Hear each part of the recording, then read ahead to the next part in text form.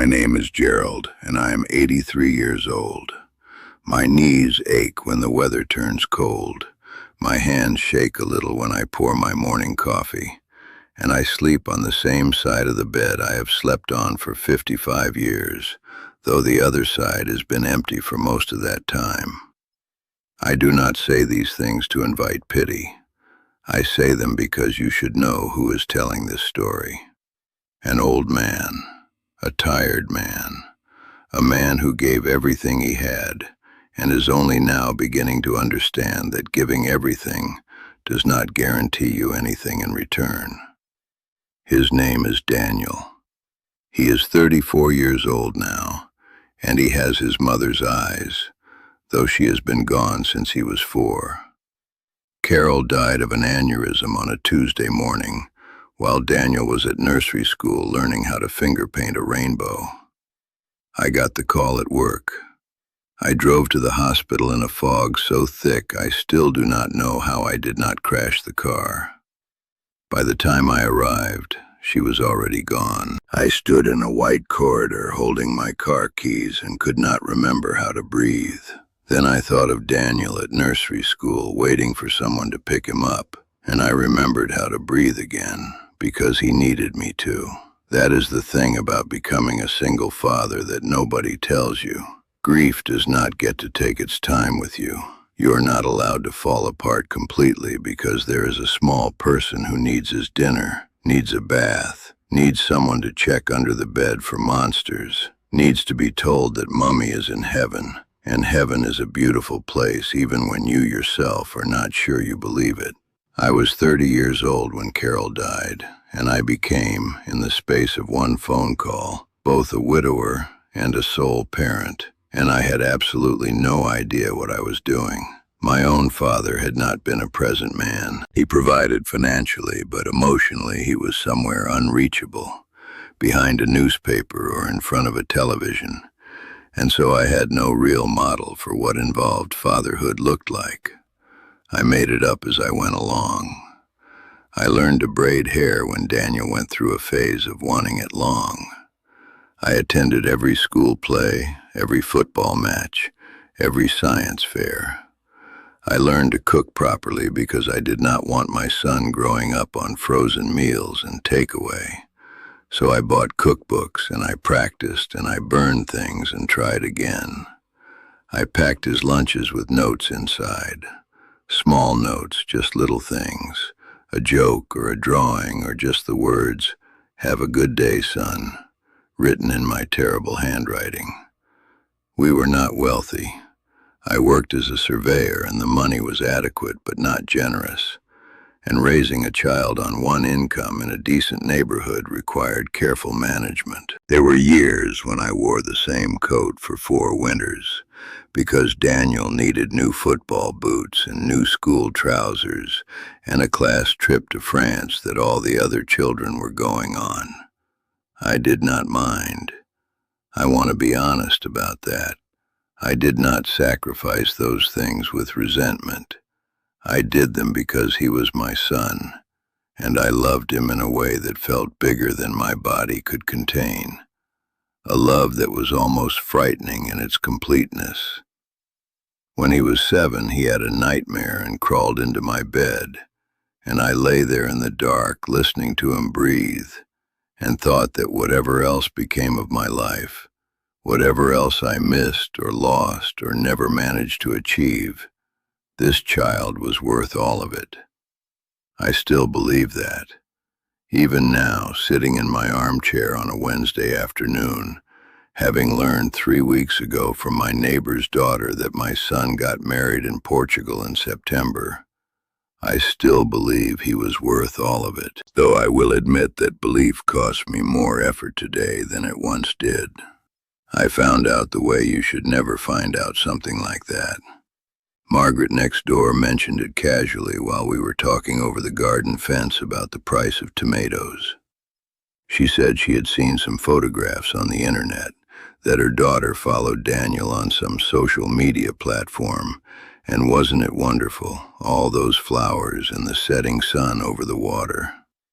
She said it looking pleased for me, assuming I knew.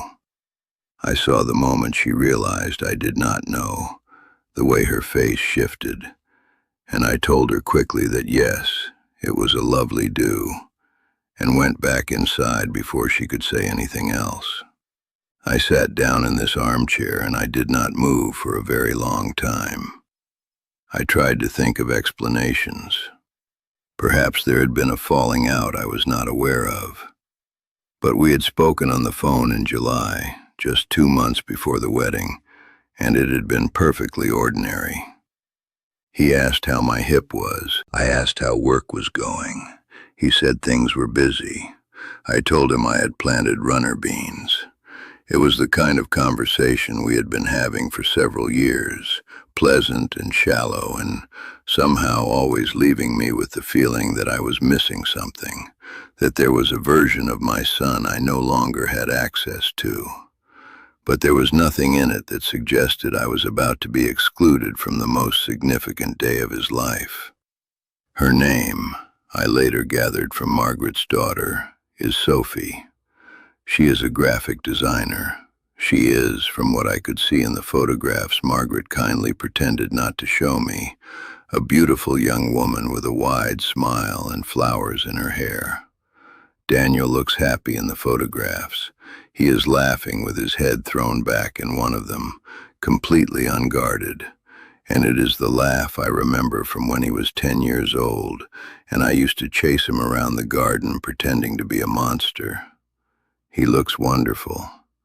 I am glad he looks wonderful. I am also sitting here at 83 years old, having not been invited to watch my son become a husband.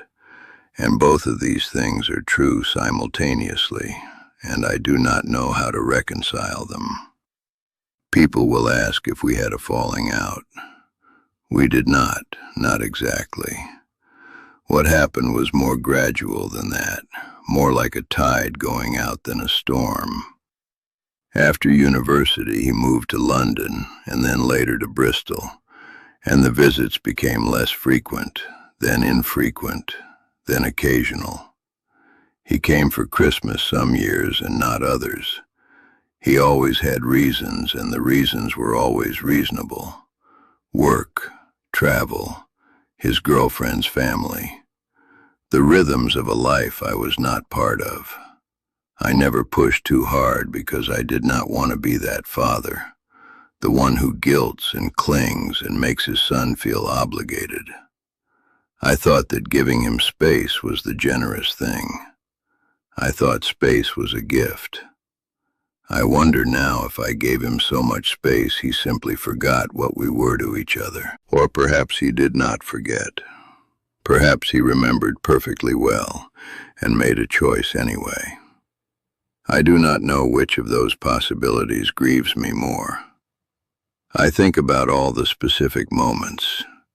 I think about the winter he had pneumonia when he was 9, and I slept in the chair beside his bed for 4 nights because I was afraid to leave him. I think about teaching him to ride a bicycle in the park on a bright Saturday morning, running alongside him with my hand on the back of the seat. The moment I let go and he didn't fall. The way he turned around with his face split open with pride and shouted, "Dad, I'm doing it! Look, Dad, I'm doing it!" I think about his graduation, how proud I was, how I wore the tie Carol had given me for our anniversary because it seemed right to have some piece of her there. I think about all the evenings of homework and all the mornings of packed lunches and all the years of choosing him first, every time, without question. I am not a perfect man. I was not a perfect father. I was strict sometimes when I should have been softer, and I was absent sometimes in my head even when I was present in the room, lost in tiredness or worry. There were years, particularly when he was a teenager, when we struggled to understand each other, when the house felt full of a tension neither of us could name. I made mistakes. I would not claim otherwise, but I showed up. Every single day for 30 years I showed up, and I did not think I was asking for very much in return. Not gratitude expressed in speeches, not public acknowledgement of my sacrifice, just a phone call, just a plane ticket, just a seat in a chair somewhere at the back of a room in Portugal, watching my son marry the woman he loves, being allowed to be present for the moment that 30 years of everything was in some way for. I have been trying these past weeks to decide whether to call him.